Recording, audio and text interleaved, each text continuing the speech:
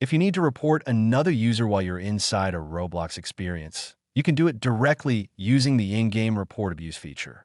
This tool sends the details straight to Roblox moderators and helps them review what rule was broken. While you're in the experience, open the menu by clicking the button in the upper left corner of the screen. It looks like the Roblox logo stacked in the corner of the player. Once the menu is open, you can either click the flag icon next to the user's name or open the Report tab at the top of the menu. When the report screen opens, choose the option for reporting a person. Then use the drop-down menu to select the username of the person you want to report. After that, choose the reason for abuse from the list by selecting the action that best matches what happened. If you want, you can add more context by typing extra details into the short description box. When everything is filled out, click Submit to send the report. If the experience itself is breaking Roblox rules instead of a specific player, you can report that too while you're playing.